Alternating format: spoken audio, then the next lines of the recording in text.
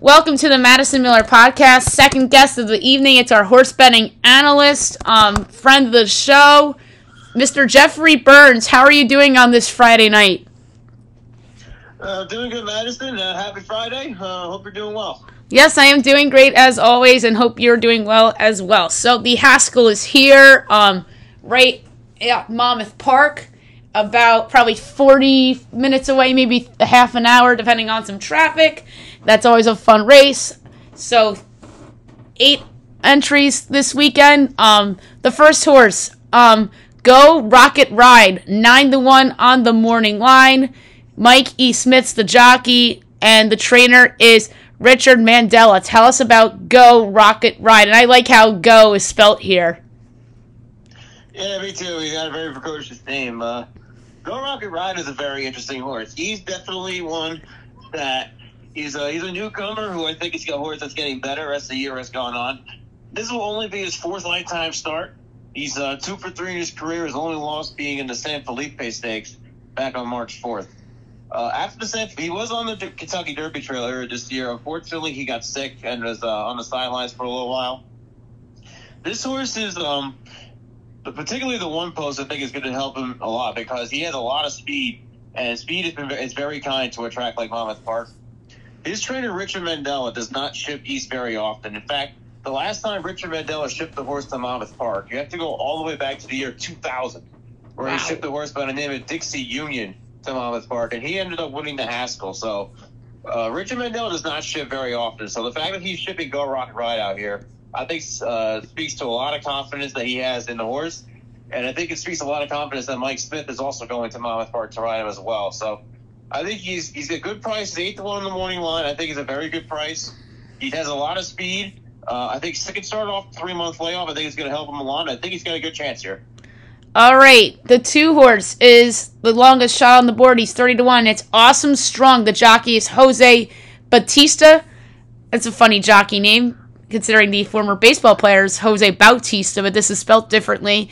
Jorge Delgado is the trainer. Tell us about Awesome Strong, who I do not think we saw in the 3 Triple Crown races. No, we didn't. This horse is primarily a Florida bred, meaning he was born and raised in the state of Florida. And he's primarily been running against Florida bred horses his entire career. In fact, 4 of his 5 career starts have come at Gulfstream Park in Hallandale Beach, Florida. Now, he has won 4 of his last 5 starts, but his last start was back on June 14th at Delaware Park, and he finished a very disappointing 5th in that race, where he looked completely overmatched against competition that is going to be was a lot less tougher than the one he's going to be facing on Saturday. Pretty much, long story short, this horse is most likely going to be the longest shot on the board. It's going to be an absolute jocker if this horse wins on Saturday, and honestly, it might be one of the biggest upsets in the history of the Haskell. So I'll be very surprised if he ends up winning. Yeah, I'd be surprised if Awesome Strong ends up winning as well. An interesting horse in the 3 spot, Salute the Stars, 8-1, a good jockey in Joel Rosario. Brad Cox is an excellent trainer. Tell us about Salute the Stars as another new horse to the field. Yeah, Salute the Stars, this is a horse who got off to a pretty late start of this season.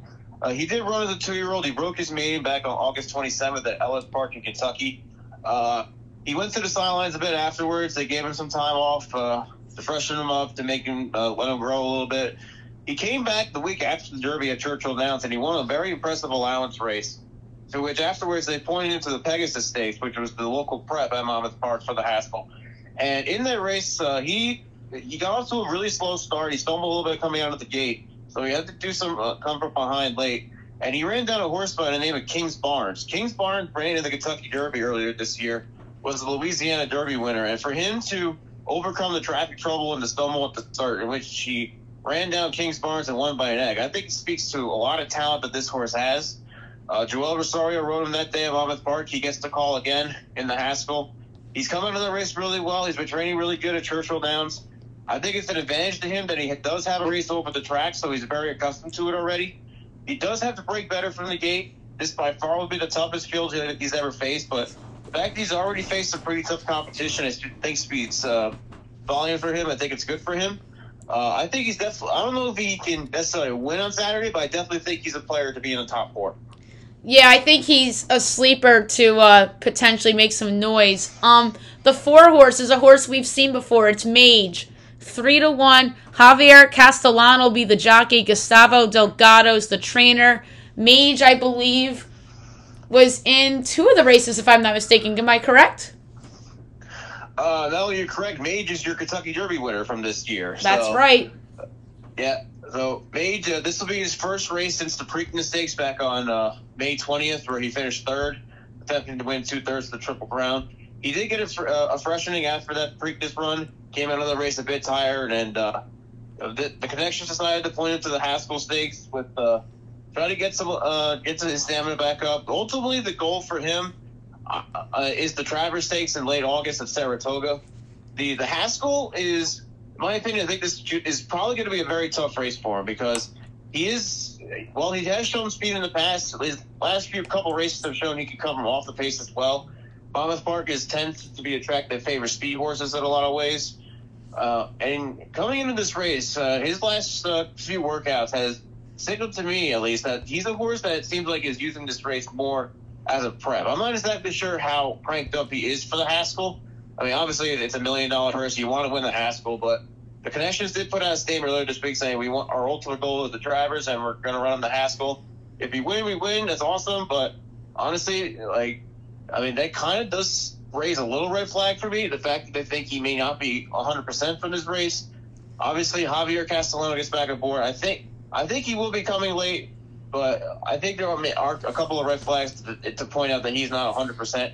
Judging by the fact that his workouts haven't exactly been the sharpest, and the Connections pretty much are already looking ahead to the Travers, so a little bit of a red flag for me.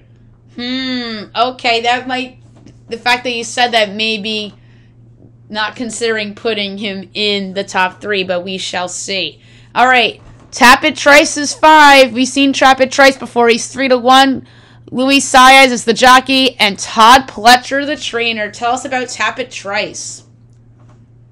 So Tapit Trice, here's another horse that's coming off of a Triple Crown run. He ran in the Kentucky Derby, finished 7th in that race. Came back in the Belmont Stakes, where honestly I thought he was one of the top horses. I thought I was going to win that race, but ultimately he finished 3rd. I thought it was a little bit of a disappointing run in my eyes, at least, because he seemed like a horse that was going to get the 1.5 miles. He just didn't quite pick him up the tempo, turning for home. Ultimately, it was too late behind Arcangelo, the winner. Now, Todd Pletcher had a choice between running in this race, the Haskell, or the Grade 2 Jim Dandy Stakes at Saratoga next Saturday. And that race is the local prep for the Travers Stakes. He ultimately decided to run this horse here because I think because the pace is going to be a lot faster than it's going to be in the Jim Dandy. So honestly, to me that's also a bit of a red flag because, like I said, this is another horse who has like a stalker/closer running style, and Monmouth Park, as I said, is a very speed favoring track over the years, particularly in a race like the Haskell. Luis Saez is going to have to work out a good trip for him. He's one of the smartest jockeys I think in the country, so he's got the right guy aboard him. Todd Pletcher, I know that it's a Grade 1 $1 million race. That obviously the Connections would love to win another Grade 1 race with him. I think Tapit Trice could be another horse that could get into the top 4, but because of his closing style and because of the speed horses in here, it's going to be tough for me to pick him for the win. Alrighty. So we'll see about Tapit Trice. The 6th horse is How Great is Nate? 20-1. Paco Lopez is the jockey, who I think is fabulous. And Elizabeth Dobles is the trainer. How great is Nate? I don't think we saw this year, did we? Not on the Triple Crown Trail, no, he wasn't. He did start his career actually 4 for 4 as a 2-year-old, so there was some promise in him. Ultimately, he kind of tailed off towards the beginning of the year. He did win the Long Branch Stakes, which is one of the local preps for the Haskell, back on May 13th. Won the race pretty impressively. He was 3rd last time out in the Pegasus Stakes a month later, behind Salute the Stars and King Byrnes. This is a horse who, just like some of us in here, is a stalker/closer type.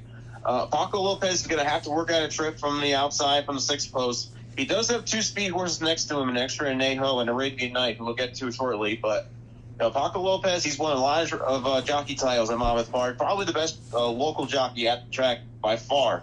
And so I think he does have the right jockey aboard him. He's 20 to 1 on the morning line. He's going to be another horse where it's going to be a shocker if he wins this race, though. Yeah, the odds suggest so, and I would agree with that. All right, the 7 is Extra Inajo, 5 to 1. One of the interesting horses in this field. Tyler Gaffaloni's the jockey. Steven Osmussen is the trainer. Osmussen's a good trainer. Tell us about Extra Inajo. So this horse is only making his 4th lifetime start, and this will actually be the first stakes race he's run in his entire career. Extra Inajo last October 13th put probably one of the best maiden wins of any 2-year-old in the entire calendar year of 2022. He raced at Keeneland. He won that race by a double-digit lengths, and it looked like he was going to be one of the favorites for the Triple Crown this year. Unfortunately, he went to the sidelines with an ankle injury, and we did not see him again actually until Kentucky Derby Day on May 6th at Churchill Downs. He finished second in an allowance race behind a very good horse going a short 7 furlongs. After that race, they decided that they wanted to stretch him out to the Grade 2 Mat win, but unfortunately that race got moved to Ellis Park, and they decided to shorten him up a bit. Instead, they went to the allowance route. He won that race again by open lengths, and now he decides the connections will decide to go on the Haskell, and he's a horse that does show speed from the outside. I think Tyler Gaffalione is going to have to use his speed, try to get over to the inside, and try to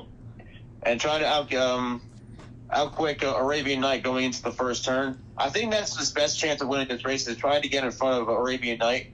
Now, he's a very, very talented horse, and I think, honestly, could be one of the best 3-year-olds in the country if he does win this race on Saturday. Speed figure-wise, I think he can hold up well against this field. He's supposed to be really strong workouts.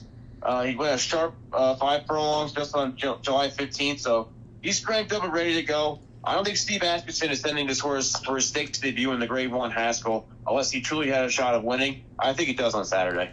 Alrighty.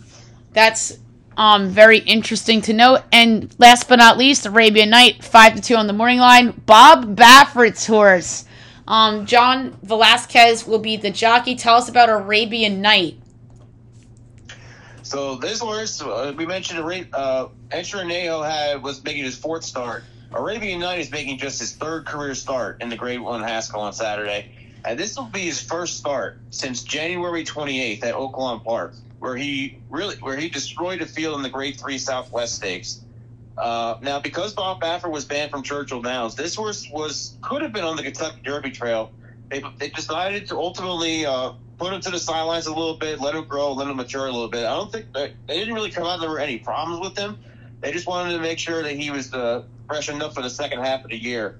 And this horse has been working lights out at Santa Anita. He just posted a sharp 6 furlong workout back on July 15th, and his works before that were all really good. I think this horse is primed to be a second half horse where we could see him, like, if he does go on to win the Haskell, maybe a race like the Travers or the Pennsylvania Derby, we could see him as well.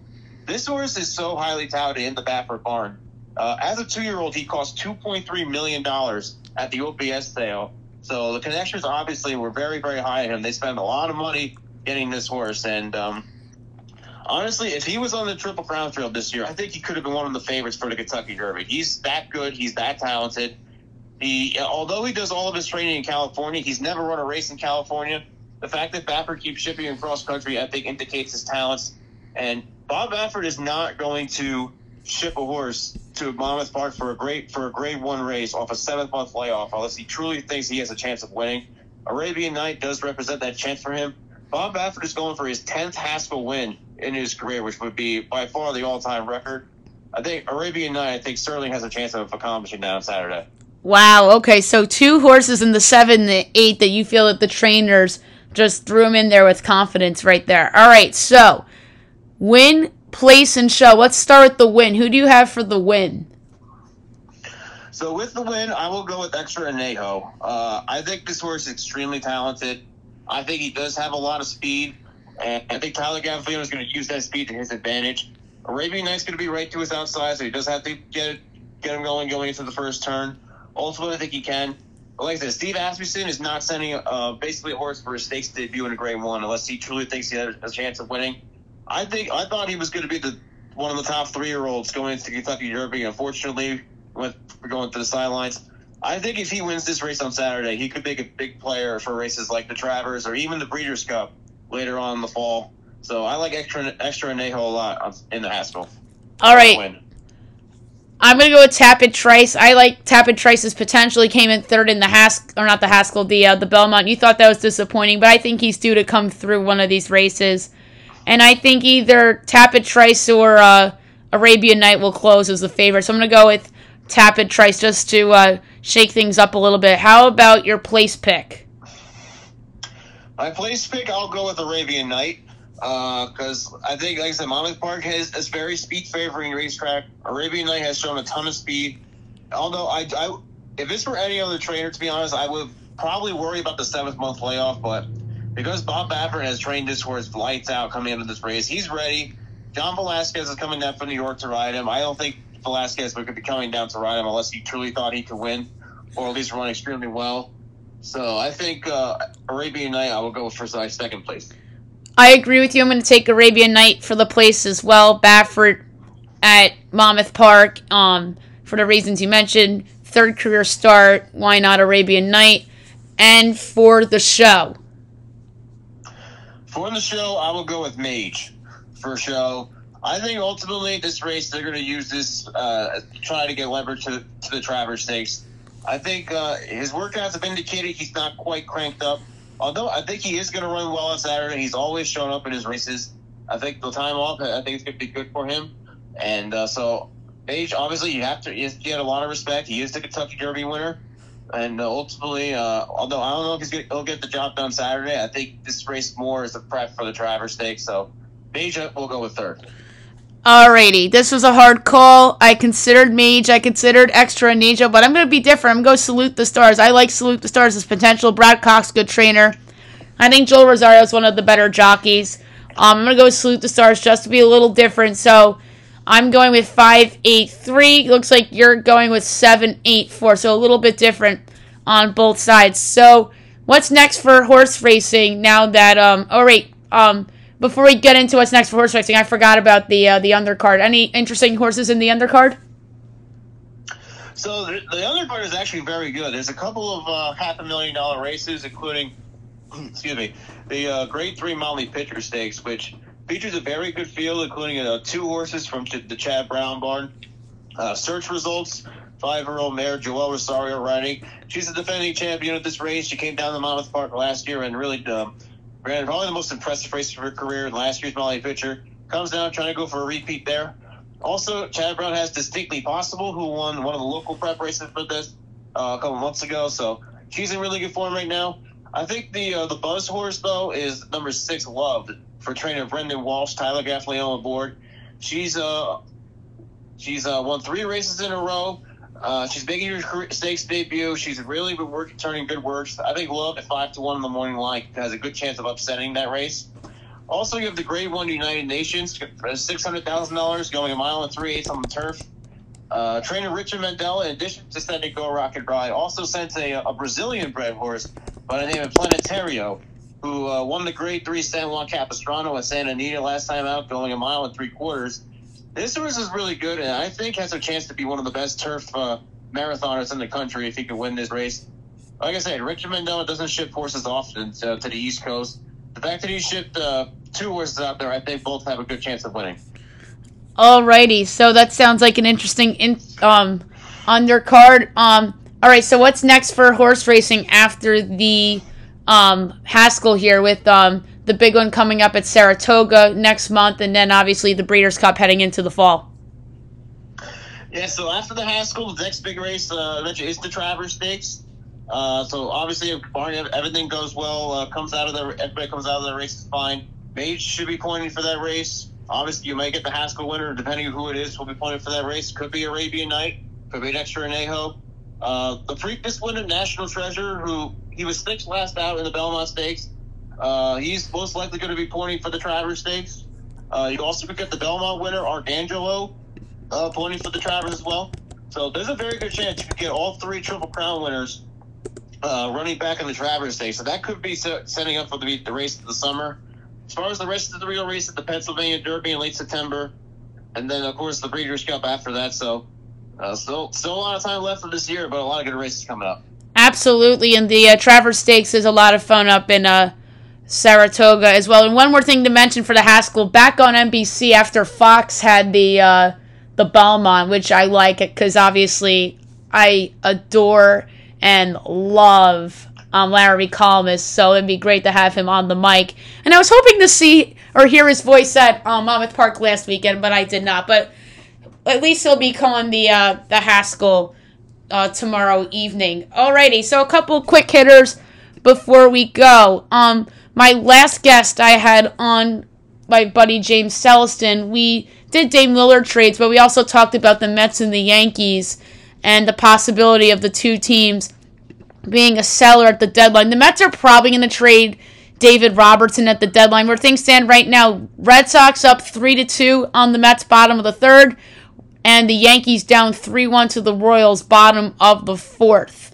So where things stand right now, I would assume the Mets sell. I'm going to say the Yankees hold, but if they're more than 3 back in the loss column on deadline day, I think they sell. Well, let's just think about this for a second, because think of the Yankees as sellers at the trade deadline. I mean, honestly, at the beginning of the year, I don't know how many people even thought of that being a possibility. The fact that the Yankees right now are in last place, they're just barely over 500, and they're losing 3-1 right now to the Kansas City Royals, who are 42 games under 500, is just flat out terrible. Honestly, you could make a realistic argument. This is one of the worst Yankee teams we've seen in our lifetimes. They have aging players who are injury-prone players who the Yankees are relying on too much that are doing very little. Obviously, Aaron Judge's injury is not helping them out at all. They're hopeful that he can come back probably next week. But like I said, there's so many guys in this lineup right now that are just underperforming. When you include guys like DJ LeMahieu, who, in my opinion, looks like he's like declining. Like physically, oh yeah, that's never good. That's not a good thing at all for the Yankees, because he's got 3 more years left on his contract. Giancarlo Stanton looks like a complete shell of himself. I don't know what's going on with him. He's batting below 200, which is unacceptable for a guy and the contract that he has. And then you have, I mean, maybe one of the worst of all is Anthony Rizzo. I mean, what the heck is going on with this guy? I mean, when you look at ever since Aaron Judge's injury and whatever that phantom play was with Fernando Tatis against in the Padres series, Anthony Rizzo has gone from batting over 300 to batting 245. I mean, it's just unbelievable what's happened to him. Looks like a complete shell of himself. And honestly, it's those 3 guys that need to carry this Yankee lineup, and they're not doing it. Yeah. And pretty simply enough. And you also, listen, I'm rooting for Anthony Volpe, but he's also been struggling too. Minus that a couple of series against the Cardinals and A's, he's not doing well at all either. And, you know, the pitching staff, Carlos Rodon, needs to get better. I mean, I really don't like the fact that he was blowing kisses to Yankee fans at Angel Stadium. Oh, I didn't like that either. Yeah, that's one way that the Yankee fan base is going to turn on you. It also shows weakness, and it also shows that, hey, maybe you're not cut to play in New York. So he's got to get better at that. Hopefully he gets better. But he's going to have a rude awakening when he starts next to Yankee Stadium. I mean, overall, there's just so many disappointments with this team. And if they miss the playoffs this year, I don't know if they're going to make any changes, like front office or manager-wise, but there are some players that just need to go. This team needs a complete overhaul next year, regardless of what happens. Oh, I agree with you. I think there is going to be a lot of change if they don't make the postseason. I think Boone's in trouble. Heck, depending on how far back they finish and potential trade deadline stuff, I think if they are a buyer and they don't make the playoffs, I think Cashman's out. But if they sell, looks like the Yankees have 2 on, 2 out. But right now, I'm following both games right now, the Yanks and the Mets.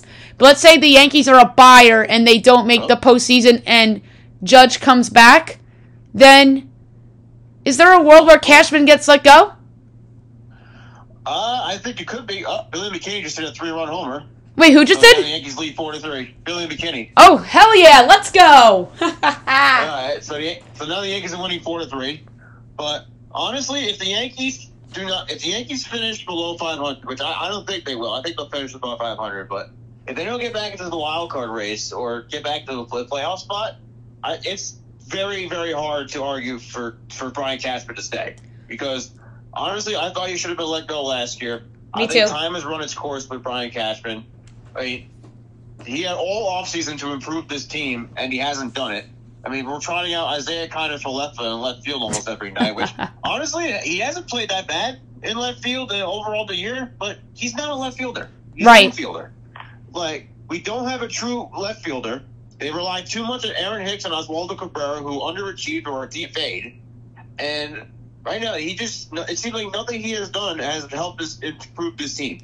Exactly. So, honestly, if they don't improve or get him into a wild card spot at least, because I don't think they're at all going to win the division, then I think a lot of conversations need to be had about a possible change at the GM position. I agree with you, but to me, the buy or sell call determines Cashman's future, especially if they buy and they don't if they don't make the playoffs and they're a buyer. That's your case for Cashman to go. But yeah, Yankees lead 4-3. Yours was ahead of me a little bit, and then you think the Mets are going to trade Robertson and Pham potentially? I can see David Robertson being dealt. I think he's been good enough this year, but that's back. Maybe another name could be Mark Canha from the Mets as well. Starling Marte. I mean, honestly, I don't know why Daniel Vogelbach is still on this team. He should have been DFA weeks ago. They just called up Mark Vientos today, and he's not even playing. Like, Vogelbach is batting 5th for the Mets tonight.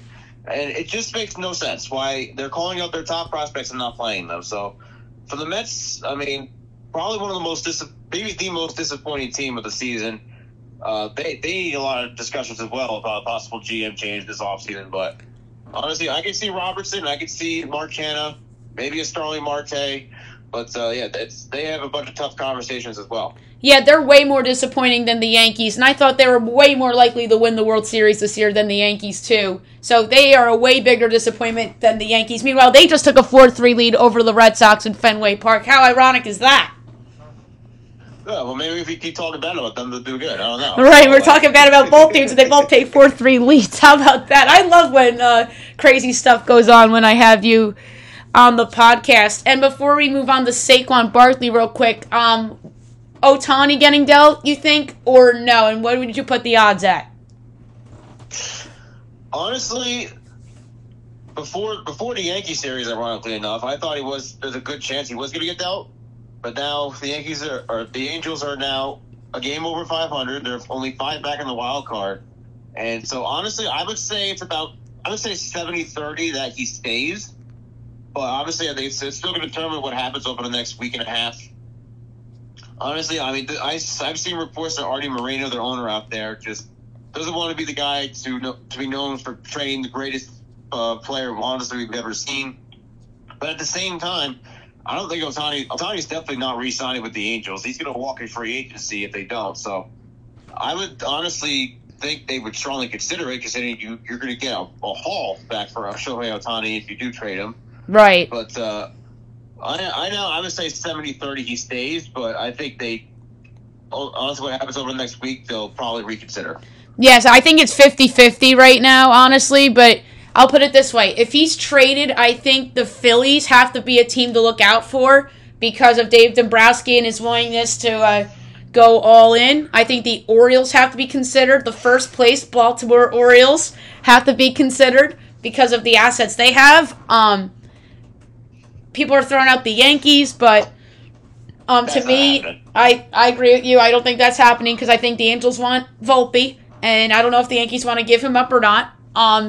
The Mets, I don't see happening because they're out of it, sort of. And in terms of free agency, I don't see the Angels trading him to the Dodgers, but I think the Dodgers are a free agency team for Ohtani. And here's my favorite potential Ohtani destination as a free agent. The Chicago Cubs. Nobody's talking about the Cubs. Oh, wow. That's that's definitely not a team I would have expected, but I don't know if the Cubs are willing to throw like the amount of money that possibly Shohei could get, but that would certainly be a surprise, and certainly that would bring a lot of life to the city of Chicago in a lot of ways. But if he is traded, Ohtani, I could definitely see a team like the Orioles because let's be real. I think the Orioles have not only the best farm system in baseball, but they could trade a bunch of players, and they would still have a really good farm system. And the American League is so wide open to me this year. I mean, there's not really a clear standout. Obviously, the Orioles are now in first place in the American League East, the Tampa Bay Rays have just fallen off a cliff over the last month. I think they're 3-12 in the month of July. They've been worse than the Yankees this month. They've been awful this month, and so I can see the Rays being a team too if they're not desperate for a player like Ohtani, but there's no clear standout in the American League. So I could definitely see the Orioles being a team that could go out and get him. Maybe the Texas Rangers, but I don't think they want to trade within the division. Right. But so honestly, I think it could come down, if it's still the American League, it's to the Orioles or the Rays. Yeah, it's going to be very interesting. And before we go, I want to save the Saquon Barkley discussion for you. What is your take on that and the two signings they made today, Cole Beasley and James Robinson? I think Barkley has to be back. I think that he will come back before the season. What are your thoughts? Well, first off, I think honestly, I don't mind the Giants not paying Saquon, particularly because the running back market is just not where it needs to be right now. I mean, you don't see a bunch of teams going out there and paying top dollar for running backs anymore. I think I saw a statistic where I think the last time a running back actually got more than a $10 million contract extension was Nick Chubb back in late 2020. So it's been a while since the running back has gotten paid in the NFL, and the fact that a player like Saquon and Josh Jacobs and Tony Pollard are all going to play on the franchise tag this year, I think speaks volumes about what the running back market is right now. So ultimately, at the end, I think Saquon is going to come back. I just don't see how he could just sit there or sit out the season and just leave $10 million on the table. I mean, I think that would be crazy of him. We've seen it before where a player has sit out before a season and ultimately was never the same player. And that was, of course, Le'Veon Bell a few years ago. Now, honestly, as far as the signings today, Cole Beasley, I mean, could be a good signing. I mean, he did play up in Buffalo with Brian Dable, and Joe Shea has familiarity with him. But honestly, he's just a depth piece that I think that could be compete for a roster spot. Could get a roster spot depending on how he plays. And James Robinson, to me, is just a cover piece for training camp. And honestly, is probably a player just in case Saquon does in fact sit out. I mean, Robinson, I think, is still a good player, despite he is coming off a torn Achilles a couple years ago, and last year he wasn't really himself. Maybe 2 years back from the injury, he'll turn back into his old self. He was a 1,000-yard rusher back in 2020, and had a good season in 2021 before his injury. So if Barkley for some reason doesn't come back because of the franchise tag, I mean, Robinson could be a good piece. Yes, I thought the Robinson signing was insurance, but I also don't mind it because I think he would be a very above-average backup running back at this point, even if just to split time with Saquon, kind of, in a way, like how Zeke and Pollard were in Dallas in a weird way. Because I like James Robinson. I loved him on the Jaguars. And then last year he wasn't very good, but like you said, he was coming off the injury, so that's probably why. And I love Cole Beasley. Like, I thought he was a giant killer when he was in Dallas. And then he'd just be somebody I would pick up on the scraps on the DraftKings fantasy games, like on the weekend, like the 1 week fantasy thing. And he's just a really good receiver. I love that they signed him. So I love the two signings. I think Barkley's back and ends up signing the franchise tag. So I agree with you about that. All right, Jeff, it was a pleasure to have you on, as always. Maybe I'll have you back on next month for the Travers. Yep, sounds good, Madison. Always good to talk to you, and hope you have a great weekend. You too. Have a good one.